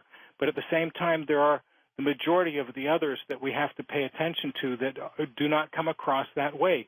They're underspoken reports because of the prevalence of modern ufology to throw into this fear angle and to let some of the rather ridiculous kind of take over mainstream ufology. Years ago, there's a lot of things that we're talking about now that back then they would have fought for the dignity of ufology not to even include it in the discussion. But it's a different world now. You know, we're entertained by a lot of these subjects. Next up, we go to Joy in Eloy, Arizona. Hey, Joe, go ahead. Hello. Yeah, thank you for taking my call. I have a quick story about reptilians, and I'd like to get John's comments on it. Real quickly, I had a fellow working for me about 10 years ago, and he was an engineering type, and he didn't spin yarns. He always spoke in figures and facts. And he had a friend that was the same type of personality, and his friend was dating this lady in Italy. So he was over in Italy with his friend, and his lady friend was a member, a distant relative of the Rothschild family. And so the people in Italy were asking her to get a hold of the Rothschilds and go see if she can get some funds to help the Holocaust victims there in Italy. And so she arranged for the meeting with Lord Rothschild up in England. Yeah. So she went up there, and she was meeting with him. And while they were meeting, Lord Rothschild was called out of the room. And so he left, and she could hear voices in the other room, the next room. And there was a little door that opened up, a dumbwaiter door, you know, between the two rooms. And she peeked through this door, and there was Lord Rothschild taking instructions from a reptilian. Mm-hmm. And I would like to get John's comment on that. All right. Well, again, I've heard a lot of stories. We've all heard a lot of stories. It's very difficult at times to delineate which ones are true and which ones aren't.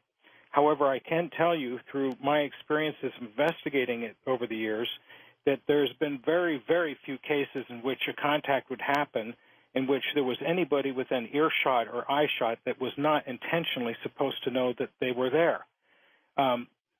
We're talking about beings that who will, for example, appear in a child's room because they know that's the safest room to appear in the closet of a child's room, because they know that if a child reported somebody coming out of their closet, their parents would just brush them off.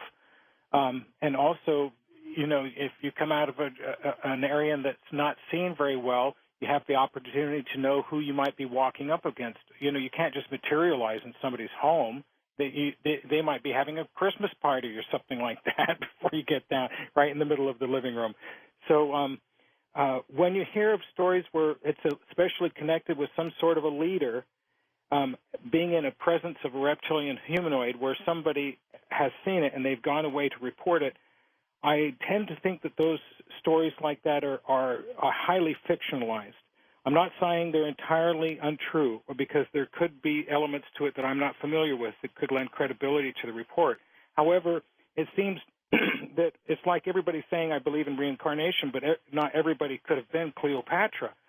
So at some point, you've got to say to yourself, how much of this is influenced just by conversation out there amongst people that make things up just so they can propel their ideological belief and project them onto other beings, like anthropomorphizing our subconscious demons, the reptilians of our id, by projecting them everywhere.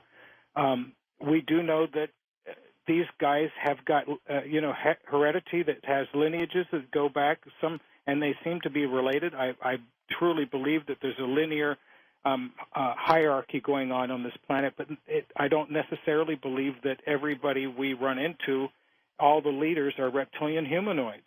It's just, I just failed to see that happening. I think it's just easier for us, like I've said before, to be able to project the evils of mankind on some sort of an image that we've already been told is demonic and just let that go. It's sad to recognize that we've allowed these guys to have such dominion over the planet. And it's a reflection of what humans are all about. We are the killer ape. You don't need the killer reptilian. We have the killer ape inside us that has demonstrated time after time after time that it can be truly, truly violent. Do you think that Mothman, the people who saw Mothman, might have been seeing some kind of reptilian? Yeah, I do believe that, particularly a Draco. The glowing red eyes are also synonymous with reptilian humanoids. The fact that it was flying and seen overhead, and at some points it shows that they thought the eyes were down towards its chest. Well, if you're flying overhead and you've got your head drooped down low, it may look like the glow from the eyes is actually in the chest region, where it might actually be the head drooped down low.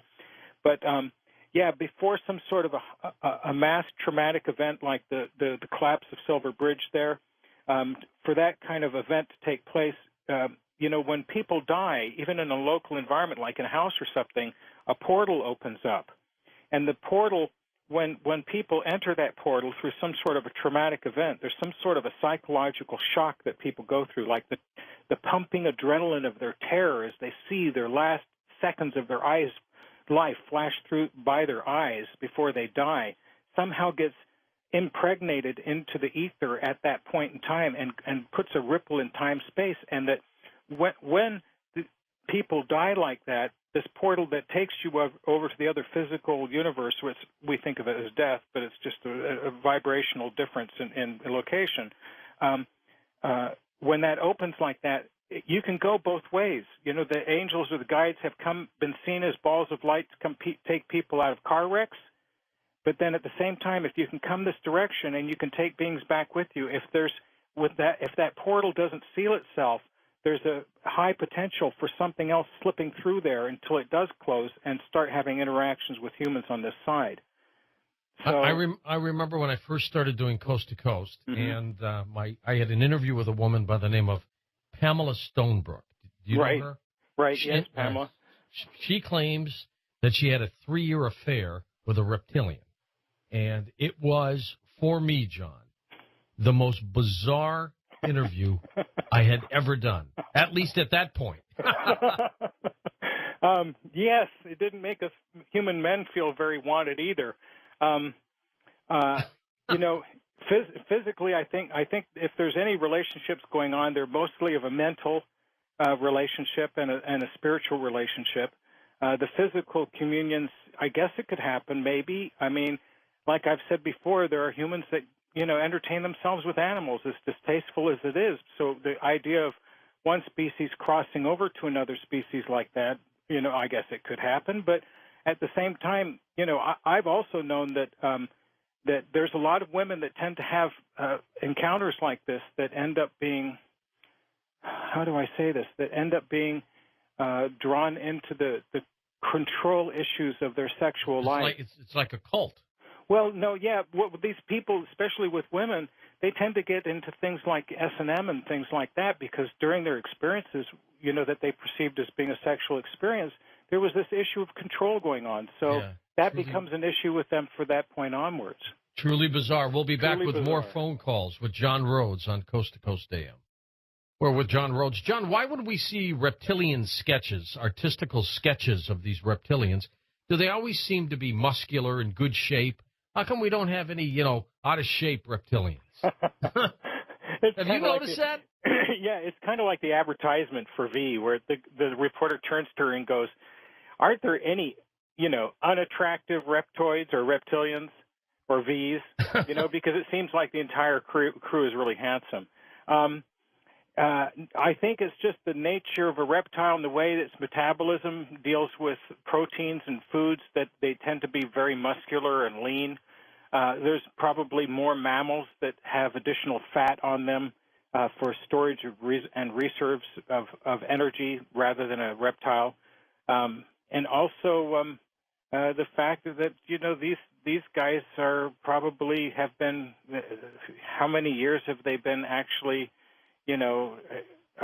working on a diet that's actually may be metabolizing more energy and a better form of it than we do. Look, it's not until recently we've come up with all this stuff to fatten us up and everything. all this garbage we take, and we try and, fill in the gaps with something good, but you know how it is. It's always nice to splurge. Back to the phone, Salt Lake City, Utah we go, west of the Rockies. It is Molly's turn. Hi, Molly. Hi. Hi. I have two quick questions, if I'm allowed the time. You are allowed. First of all, I was wondering if, John, all of these different species, is there a supreme being above them all? A God figure who created all of them, in your opinion? In my opinion, yes. I believe that the God that created us created them.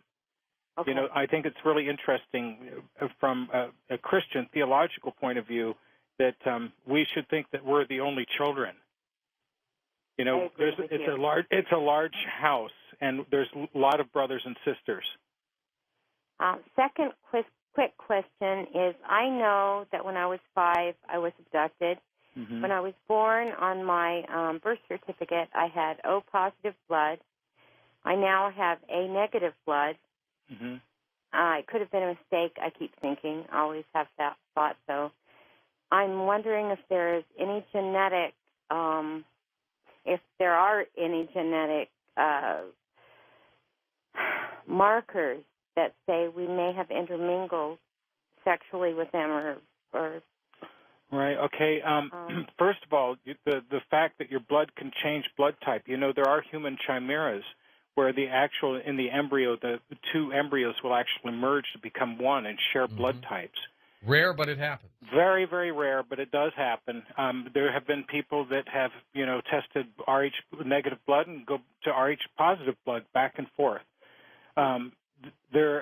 We have tracked the higher incident and located a higher incidence of people who have had reptilian, humanoid, and other phenomenon happen to them that are Rh negative, which is a marker on the surface of the gene. It's actually a protein, and that it has a higher dominance in the races from Scandinavia, Ireland, Scotland, and also back into the Caucasus Mountains and into the regions where the Basques are in the Pyrenees Mountains.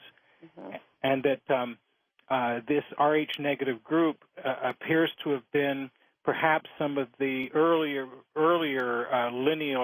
linear experimentation groups that have been going down through maternal or mother and daughter lineages. And just as we perhaps may have crossbred with Neanderthals, there may have been groups that a long time ago were taken off the surface of the earth and put underground. There were mutations that happened to everybody else, and then all of a sudden the other group comes back up to the surface, but they've got red hair. They tend to be of tall stature, and archaeological evidence across the planet show that these people have gone as far as China, may have gone also down to the areas of where the Maya capitals were in Central America many, many thousands of years ago. So, yeah, there is something going on where they have had a hybridization program that's taken place, not entirely fusing together us so that we have scales, but on very, very minute levels where the same information that maybe carries dreams and other things that you may have been passed on through your genetic library from your ancestors, that type of information exchange on a genetic level. that perhaps affects the way the brain works or the way that one pursues spirituality. But, yeah, there are specific groups of people that have had interactions. Thank you. That makes a lot of sense. Thank you so much. Thank you very much for calling. It was a great question. Let's go to Rob, truck driving in North Dakota. You're up with us. Rob, go ahead. Hello, can you hear me? Sure thing, loud and clear. No snow out your way, is there? Not yet. No. Hey, Rob, where are you up in North Dakota? I'm actually in Fargo, heading back to Minot. Yeah, right. I was born in Minot. Oh, okay. Yeah, right on. I got a little, kind of insight for you. Okay. I was state director for a UFO organization for 3 years from 94 to 96. I'm actually kind of nervous. I wasn't going to call in or, say where I'm from or anything, but I got a tape sent to me with, flying object on it, and I have some friends in the newscast business, and they went and analyzed it, made sure it was the real thing, and this was on a videotape. It wasn't like DVDs or anything, and so they, it was a triangle object, 3 lights, and then there's in those plasma balls that you touch and you can see the electricity. Well, that's what we saw, and I'll back up just a little bit. Prior to that, if the police department or sheriff's department, if they got any phone calls, they would call me. I would go out and do the investigation. Well, in Beach, North Dakota, there was a case, and OSI, my father's retired Air Force, so I was in my 20s and, in the mid-90s. I'm 37 now, and my father, he's retired Air Force, and so I know a lot of people from the Minot Air Force Base up there. And OSI, Office of Special Investigations, which I know I'm going to get a lot of crap now, saying this on air. But they worked with me on the Beach, North Dakota case. I gave them some information. They gave me some information. But on this tape that was sent, 2 guys came to my house. One guy had a suit on. Wasn't like a black suit or anything like that. It was just, dark colored suit, blue or navy blue or something. And then the other guy was wearing jeans, just a jean jacket and jeans. And they wanted this tape from me. So I gave it to them, and then one of the guys called my house, which I didn't know they had my phone number. They called me, and they were just asking me weird questions like, do you live by yourself? Do you fear for your life? Blah, blah, blah. Kind of like scare tactic type questions. So after that, I resigned from investigating, UFOs or anything like that. I was like, this isn't worth my, this isn't worth my life. So for quite a while, I've been wanting to tell people that story. Only a few people know about it. Wow. Well, thanks for sharing. That's the whole thing. I have an associate of mine named Tal that had done work back in the aerospace industries, and the stories that they have coming out of even the private corporate groups, which are a reflection of what the military-industrial complex is doing with these black operations. When these guys mean business, they absolutely mean business, and there's no mistake about it. I mean, there's no misinterpretations at all. And when it comes to being intimidated, it's just a matter of knowing that, if they've got you, they've got you. And, the thing is that a lot of this, you have to finally come out and start saying something about it. Everybody has to step forward at some point in time in order to get it off your chest, because otherwise it's going to eat you up even more if you don't ever say anything at all. That's a good point. Next up, we go to West Hills, California. Kurt, you're up with us on Coast to Coast. Hey, Kurt, go ahead. George, appreciate the opportunity to inquire. This is not the reason for the call, but it's amazing. I was born in Frankfurt, Germany. My father was on base with Elvis Presley. Wow. I was born O positive. I am now A negative, according to the Red Cross, when I donate blood. My whole point was this. I have been visited since 64, 35 years later. my sister confirmed from seeing out the door that I have been visited. My concern is I don't care if they take my body. I'm the driver. The body is just the car. Mm-hmm. But if they take my soul, that scares the heck out of me. Mm-hmm. Mm-hmm. That's an allegiance of spirit. I mean, they're not fighting us over us as far as our physical resources. This is far, far beyond that. If anybody's thinking out there that somebody's fighting over just territorial possessions or physical possessions, they're completely missing the mark. What's really going on now is that there is going to be, as people have historically recalled, a war in heaven, and this is talking about allegiance of your frequency or your soul. No matter how many times you come back here to reincarnate, they're both struggling over it, left and right, like two polar opposites. And really, I'm struggling now. Yeah, well, it's the whole thing about this is that we don't need any one of these groups. Look, if anybody wants to fight over us, that's their game. But you know what? We're more powerful than we are, and we don't need. Everybody needs each other. And if anybody's fighting over your souls, then that's their battle. But we don't have to participate in it. It's a matter of staying as neutral as you can, because if you maintain a neutrality upon yourself and your soul, then you're in a point of balance and you're able to make determinations for yourself. If you get too emotionally drawn into one argument over another, they've got you. And they've done it to us before, time and time and time again. And the only way to stop this bad cycle is to break free of it, which means maintain your independence at all cost. What do you think these underground caverns look like, John?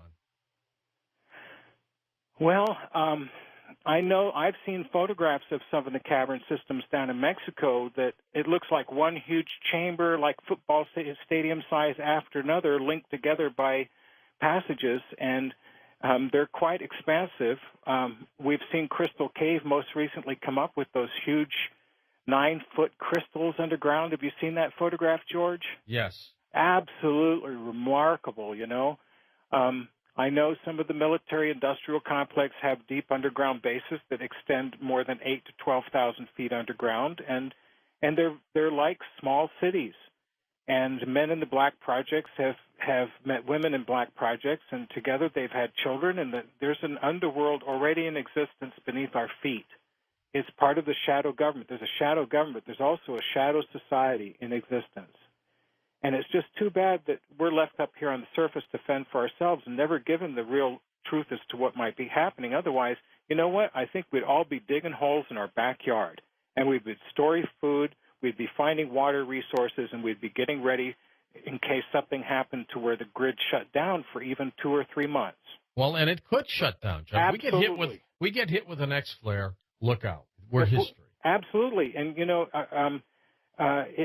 it sounds so bizarre, but, for like $75, $75 at some major outlet here that you can get 270 meals that last 10, 20 years for like $85. It's easy to put that much away just to know that you have something. But if you have nothing and you've been told ahead of time, then you have nobody to blame when an event happens. Good. All these companies now are trying to go paperless, so you pay everything online, you get your statements online, everything gets sent to your email.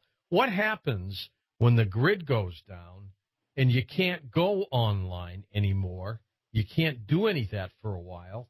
I mean, everything's going to get clogged. Everything will go, and you know what? You have to be reduced down, and you have to refocus your priorities in life, and it's not going to be all those electronics, gadgets, and everything like that. When this thing starts happening, I would suggest people just don't watch the news. You know what? I'd rather watch the comedy channel than hear any news, because the news is made to stress you out. And you know what? And if you can't help anything that's going on outside your local level, just start reducing your vision down to your local level and to your family. And go ahead. And then just kind of like, know whatever happens outside your range of vision is going to happen regardless of what you think or know about it. We'll try to squeeze in a few more calls for you. Louisiana. Hey, Cornelius. Go ahead, Cornelius. Hey, George and John. God bless both of y'all. I just want to say you got the best call screeners, Gina and Tommy. And I wanted to say, if the Saints go undefeated, the end of the world is coming. So that's all, gentlemen. God bless you. Y'all have a nice night. That's it, huh? Yeah. All right. You're welcome. Must be Tommy's brother or something. Tommy. That's right. Got to be. St. Louis we go. Hello, Rebecca, first-time caller. Go ahead, Rebecca. Good evening. It's a pleasure to be with you gentlemen this evening. Hi, Rebecca. I'm a little nervous because this is my first time really publicly discussing some of this, and when I tend to open up about it, things pop up for me. So, I mean, I've had a lot of experience starting when I was little, dreaming about like flying over my hometown and dreams of underground cities and a lot of experiences throughout the years. But my most intense were brought up with tonight's topic with the reptilians. And I happened to live in Las Vegas for a couple of years with a guy, I suppose, that I consider to be a reptilian. And it was very intense for me because it was a power struggle. And he came across as very charming, tall, thin, kind of a little bug-eyed, but very charming. And he said a couple of things that were alarming, that he knew me long before we ever met, and I kind of dismissed it. And then he got a tattoo of a painting. It was Fall of the Rebel Angels. But he wasn't, satanic, or he didn't seem that dark. Yeah. And I had a couple of experiences in Vegas which were very intense for me, and where the people, I suppose, that I ran into even admitted to not being human. And one was... was it like a vampire cult, Rebecca? Well, one situation may have been cult involved. I went to a house, and this girl offered to give me a tarot reading, and then it got really fuzzy after that. And I had a lot of missing time, and the only part I really remember is the third day and trying to get home. And I was driving with this girl, and then it seemed like it was no longer her. Her skin started to turn it looked like it had a bluish glow to it, and her pupils were changing. She shifted. I'm going to put you on hold, Rebecca. We're going to put you on hold. John, we're out of time, my friend, but I want to thank you. Good luck in everything you do. Thank you very much. I invite everybody to drop in at my website at reptoids.com. Make sure also you go over to it. I have it there at the bottom of the page, a link to ABC TV. So you guys who ever want to talk about these reptilian guys, meet up and talk. Let them know what you think. All you got to do is hold up your fingers in the shape of a V.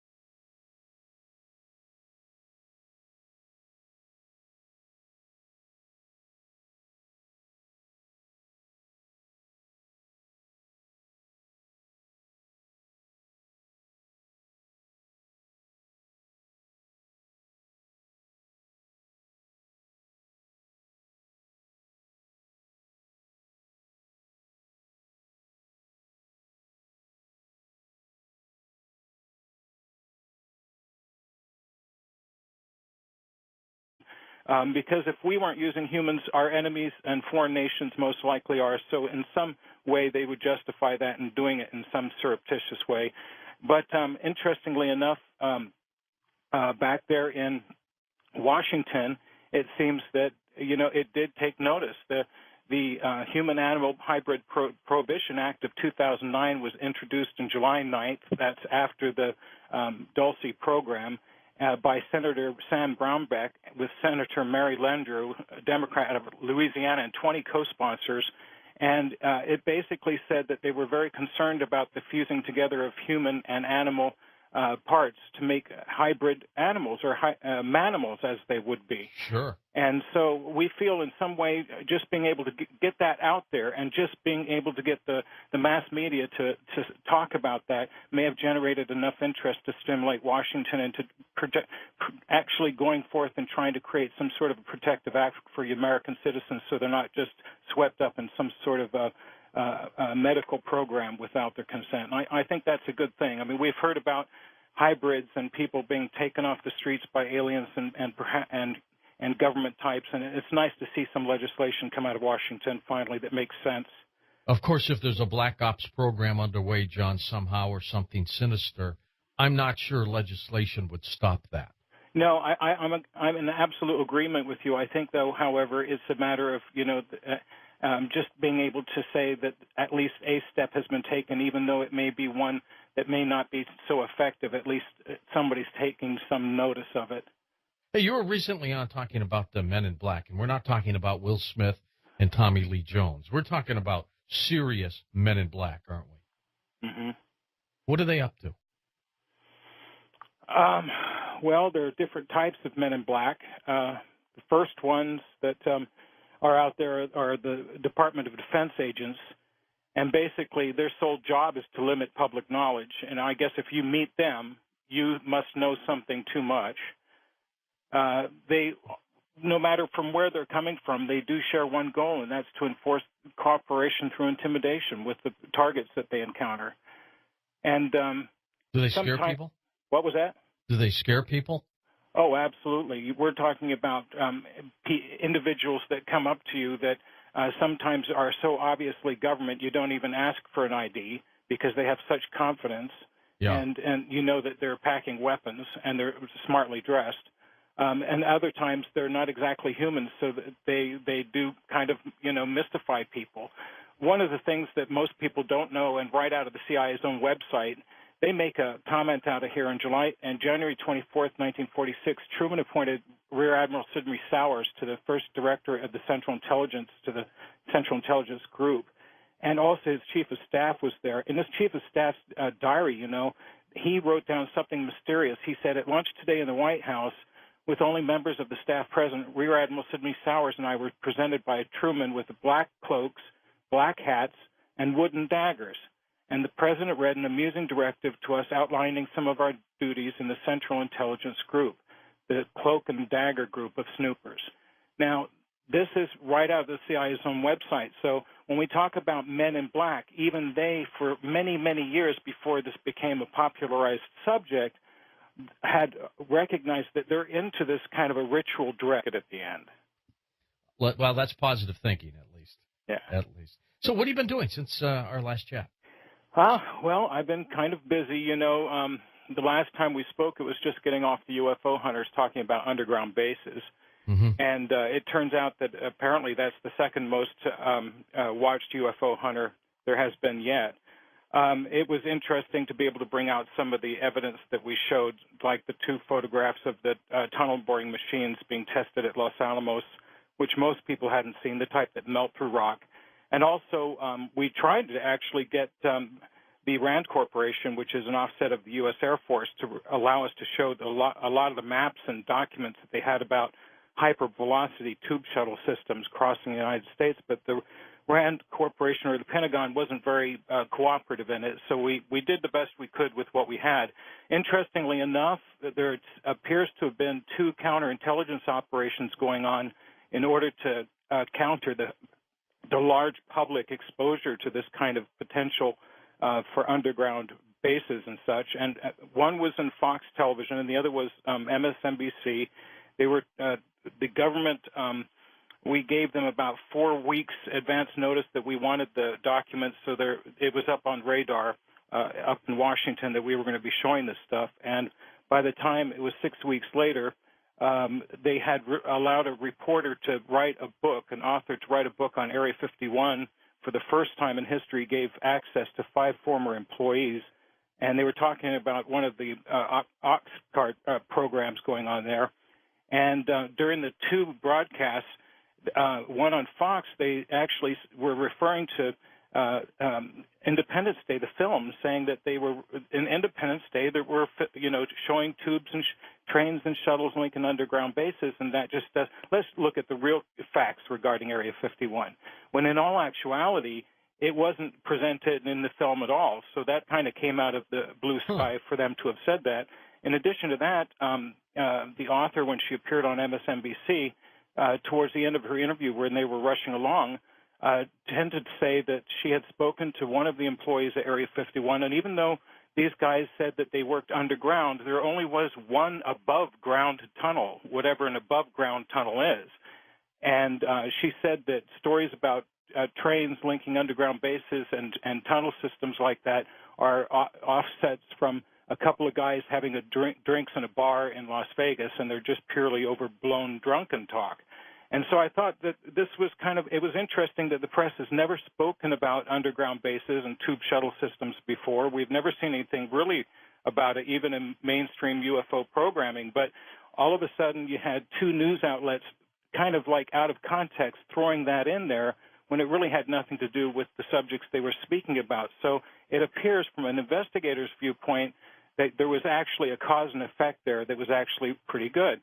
The other thing is that we did the main purpose with addressing Dulce all these years was to release the information that we had obtained about one of the former employees that worked there, and also to bring to the public's attention the dangers of human experimentation and using human guinea pigs, specifically people that may end up missing from the streets of America that we have not yet found, and showing the dangers of fusing human and animal parts for a super soldier program that may be conducted. So that the guys that work for the Department of Defense, these guys all wear the same outfits. If you go to work somewhere, they wear the same color ties. You don't deviate from the color tie that they wear. Otherwise, you're an outsider.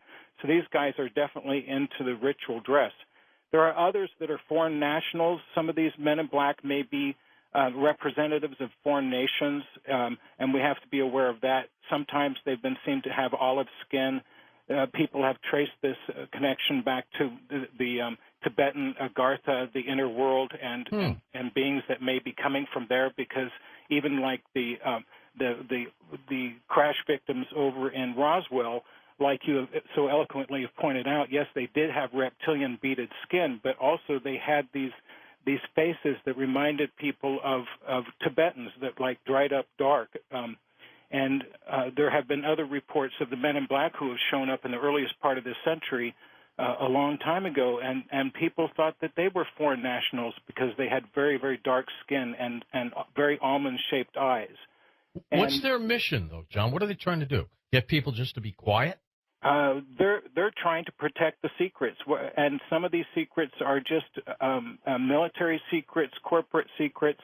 There's other aliens that may, obviously, there's some sort of set of rules that all these guys are going by. We've encountered so many alien types, yet at the same time there seems to be a rule book by which they have to play, and this means that you can't have open contact, and when you do, you're either running rogue and you're doing something you shouldn't be, or else there's been a crash or some sort of mistake. And these guys are like mafia sweeping teams. They come in and they sweep up the area. And they shake you down, don't they? Absolutely, they shake you down. And the scary part is, on some of these incidences we've heard throughout the years, these guys come out and there's a phone call waiting for a UFO eyewitness when they get back to their house after stepping outside and seeing the craft. Some people are wondering what in the world is going on and who are these guys. And there are how many do you think? Hundreds of them? I wouldn't think there's hundreds. I know that probably each underground military installation has operatives of their own that work their local areas for some reason, or take out, it's like contract jobs out from the main headquarters. But and John, I'm going to talk about some of your personal experience when we come back. We're going to take this quick break with our guest tonight, the crypto hunter, John Rhodes, on Coast to Coast AM. John, tell us more about some of the personal encounters with men in black that you have uncovered or maybe even experienced. Oh, wow, that's a loaded question. Would I do that to you? Yes, you would, actually. I know you a little too well.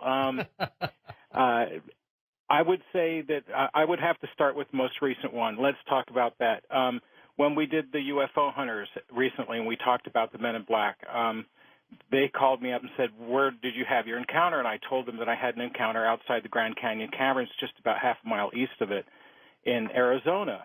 Now, this is a large limestone area. There's a lot of limestone cave formations throughout the southern part of the Grand Canyon, and as you and I have spoken about before, for years I've researched based on that 1909 article about what the Smithsonian Institution found in the area of the Grand Canyon, and also tracing down ancient archaeological sites. I'm not an archaeologist myself, but I know enough to, see the signs that there's been some form of habitation in areas, and look for different anomalies that might point out where an underground base is.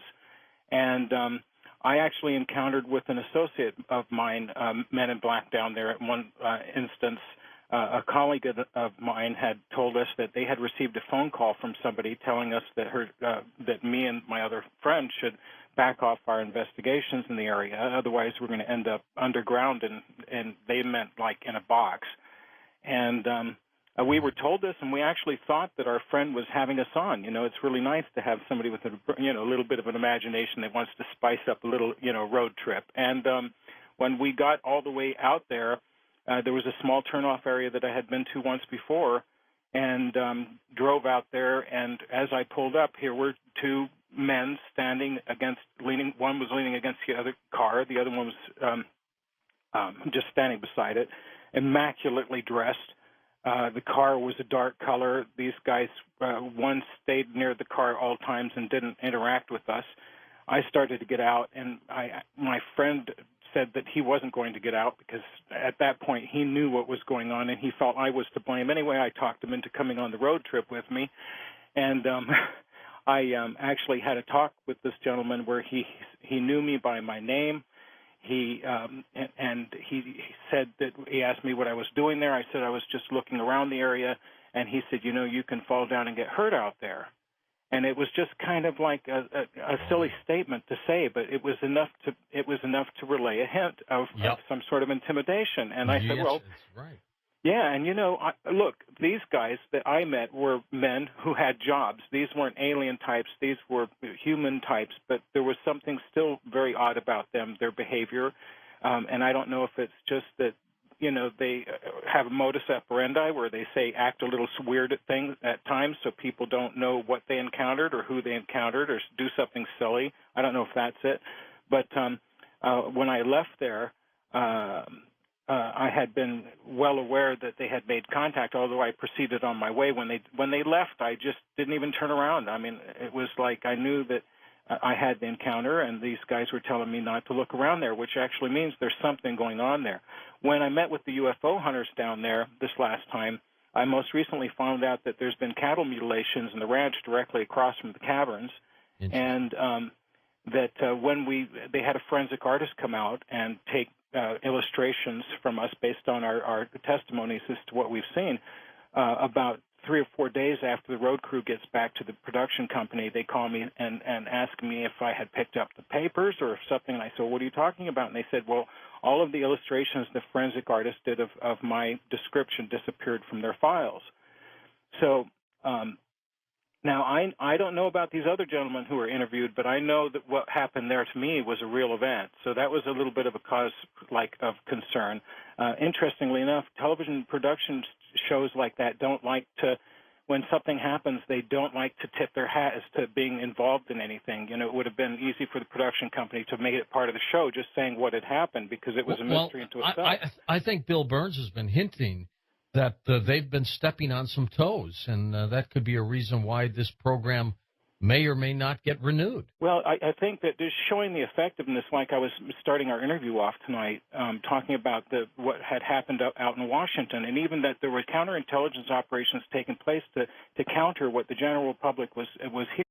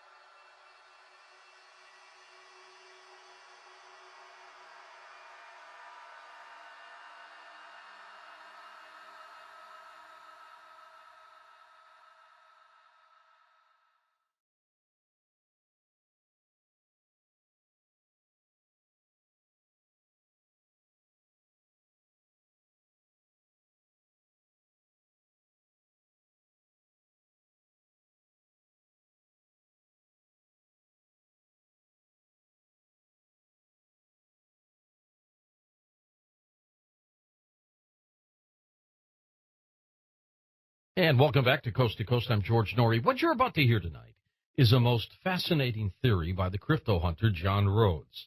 And, of course, he's been called the world's foremost authority on ancient reptilian humanoids or reptilian aliens. His pioneering work investigating claims of reptilian alien contact and years of presenting this research all over the place has resulted in the creation of entirely new genre of study in the UFO community, just on the UFO hunters as well. John Rhodes back on Coast to Coast AM. Hey, John, how are you? I'm fine, George. How are you? Good to be with you. Halloween go well for you and the family? It did. It was nice to see all those kitty-coos out there in their goblin outfits, mixing it up with the real ones. Kind of hard to tell the difference sometimes, isn't it? I put a little plastic pumpkin out there on the porch because I had a Halloween party to go to, and I didn't want to leave the little ones with nothing. And I filled it to the brim, John, with all kinds of little pieces of candy. And, excellent. I'm not Mr. Sugar Guy, but I figure once a year it's Halloween. What the heck? Absolutely. I came back from the party, and the pumpkin was gone. Somebody must have thought it was edible. They took the whole thing, and I'm saying to myself, God, you know what? I'm a little ticked that the kid did it, or a group of kids took it, but I hope they did it at the end and not at the beginning. Because if they took it at the beginning, then, the entire neighborhood got nothing from it. Well, I'm thinking that they probably took